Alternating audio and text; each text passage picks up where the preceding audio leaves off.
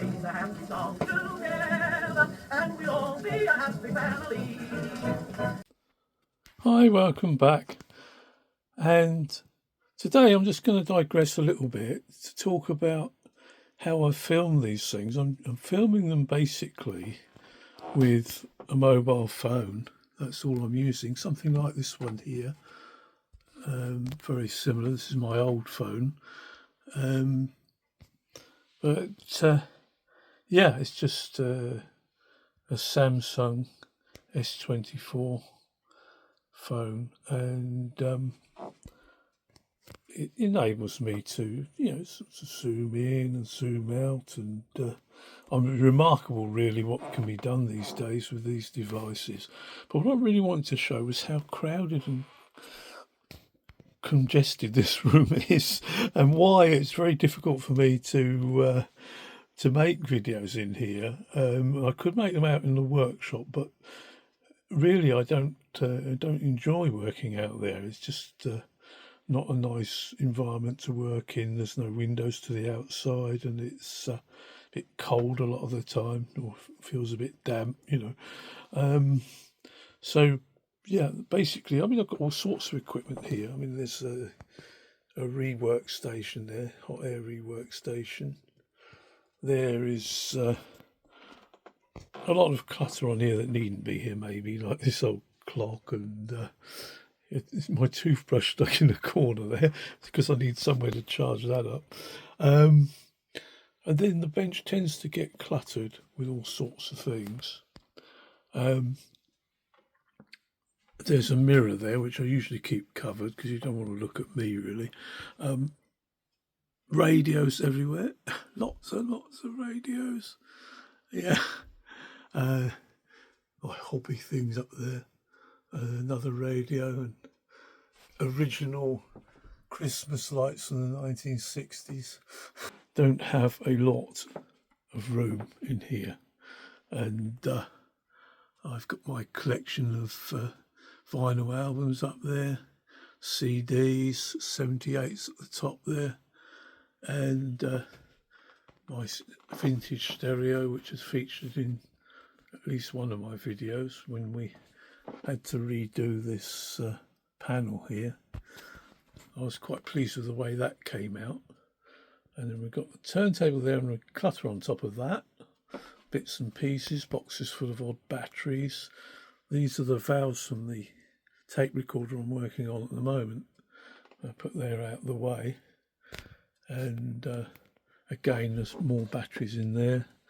And then I've got this JRC communications receiver, shortwave receiver.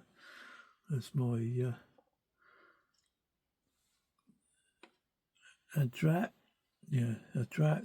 signal generator, French one, which is very good and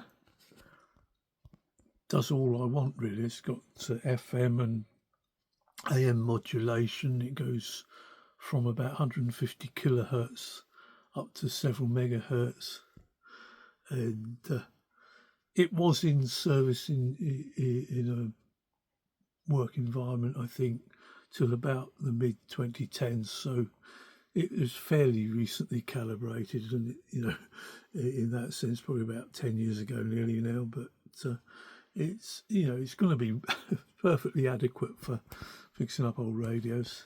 Got my FT290. I don't transmit much these days, but do listen on the 2 meters sometimes, and the power supply for that down there. And that in the corner, tucked away behind this jukebox clock, is my Edison phonograph, which you can't really see, it was behind there, and in the cardboard boxes there are the cylinders for it. And then microscope, have a microscope there, again a box that came with that and the bits for it, spares for it, a heat gun for heat shrinks and that kind of thing, some more bits and pieces, old mobile phones and things in there, and then we get on to record players. and I've got Fidelity HF35 and this old Garrard one. Come over here, lots and lots and lots of CDs again.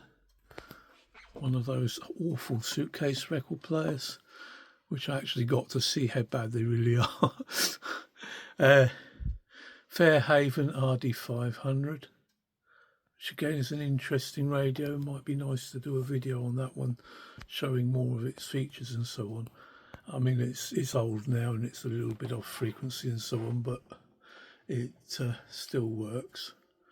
And TV set, very rarely watch TV up here.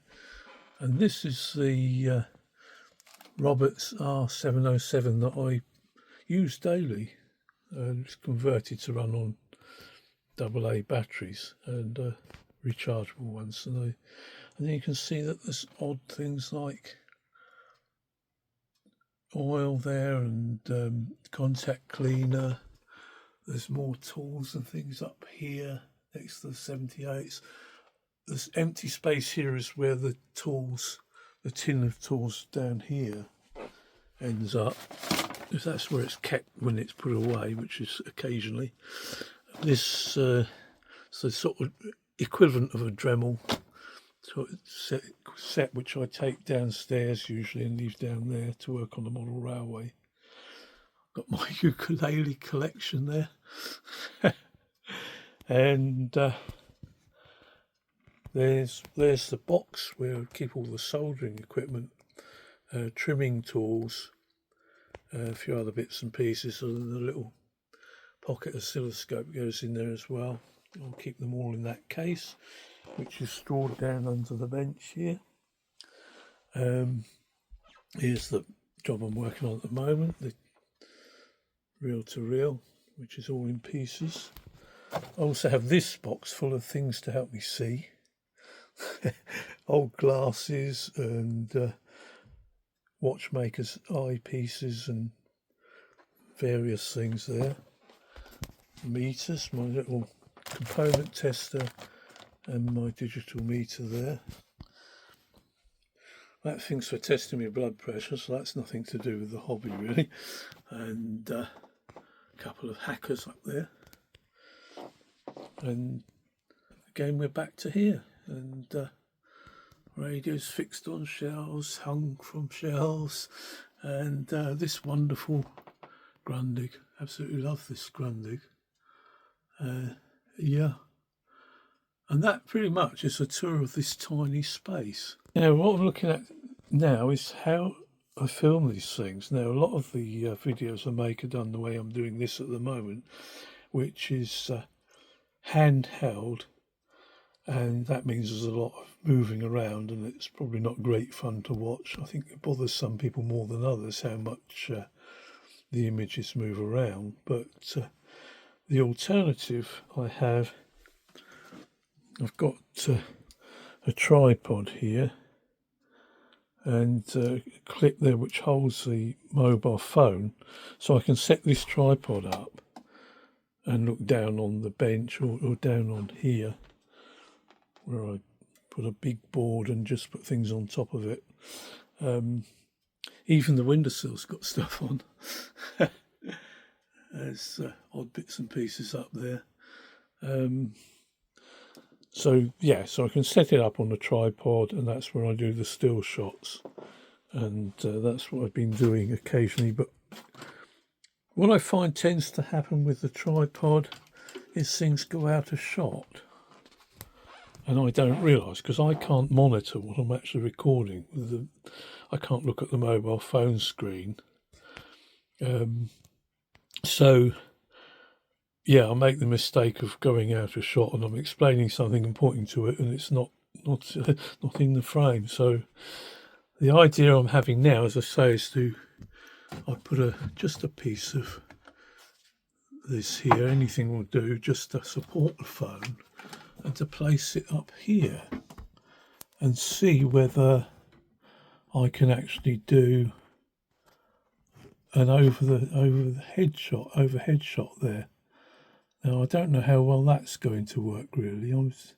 I can zoom in, I can zoom out, but the main idea is not to go out of shot. Now I don't want this to fall off either. If I can bring it out a bit further, and then we'll see how well that works. Now, what I've got to try and remember is where the shot ends, which is with this board here. So as long as I'm further forward, it should be visible. So if I turn this over, we can look at the volume control, which I've just fitted, which I've been repairing. That's been in my last few videos. It does turn. Okay, so the next thing to do is to check it, and for that I'm going to hopefully manage to connect a little battery across it and then monitor it with the oscilloscope. So we connect one side to ground and the other side to there. Going to connect a small battery across it, which hopefully again is all in shot, and I will find out in a minute. So we connect the small battery across it, and then the idea is to use my small oscilloscope and connect that to the wiper.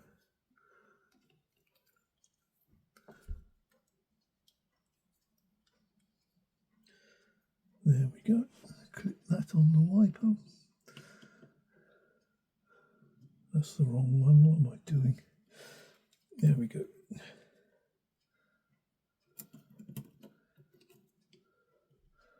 And now I should be able to turn on the oscilloscope and get a trace.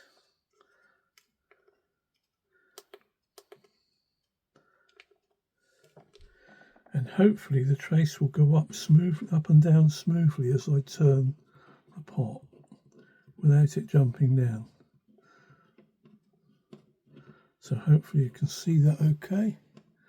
The trace is moving up smoothly to the top there and back down.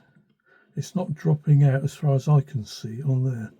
So it looks like the pot is actually working. Although the real test, of course, will be when it's powered up.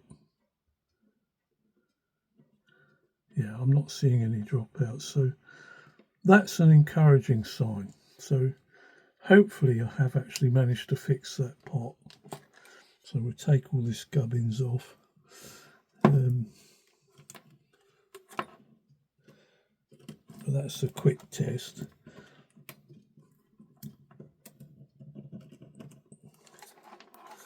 So having done that and get this out of the way, the next thing I've got to look at will be the recapping of this. So we have the smoothing can here, and that's got two 32 microfarad capacitors in, and I haven't got 32s. I think I've got 47s, or yeah, I think I've got 47s and 22s or something. So I'll probably put one 47 in and one 22. So the 47 will be just after the rectifier, and then there's a resistor, and then I'll have the 22, which should give me a similar amount of smoothing with the capacitors I've already got. I don't want to go and order 32s just specifically for this. Other than that capacitor, there are very little to do. There's one, I know there's one small electrolytic somewhere else. I think maybe this one back here. But the biggest job is going to be getting rid of this selenium rectifier and fitting silicon diodes and then resistors. And what I thought I would do is fit the silicon diodes and several wire WAN resistors in series, see what voltage I get, and remove resistors until I get the correct voltage on the anode of the output valve. That should then take care of the electronics. Once I've recapped it, I've cleaned all these switches already, so that should be okay. And it's quite a simple circuit. Then it will be the mechanics, and I need to grease things because all I've done at the moment is cleaned them off quite a lot. That seems to have freed them up quite a bit, but what I really need to do is clean them more thoroughly and then put some fresh oil and grease on all the moving parts. But I thought I'd give that update, and I wanted to talk a little bit about how to film this because I like comments back as to which ways work best. Some parts probably should be done handheld. I think this over the head working may work quite well. I've seen other people do that, and my mate Vince does that kind of thing quite a bit in his videos. So perhaps that's a good route to go. But as I say, I'm very cluttered in here. I could have a lot more equipment. The reason I don't is there's nowhere to put it. So I managed with what I've got. And I don't want to work out in the workshop. I just find that I'm not motivated to do that. So yeah, comments on what people like about the filming techniques and what works and what doesn't. Any tips on that side of it, I'll be pleased to have, because I've never had any training in making videos or anything like that. So I'm just winging it, playing it by ear and see how it goes. So I hope that's been of interest to you. There will be a break on this for a few days before I come back to it. So I thought I'd just let you know the outcome of the pot and show you me testing it, because all I did was clipped it together as I explained I was going to do in the last video.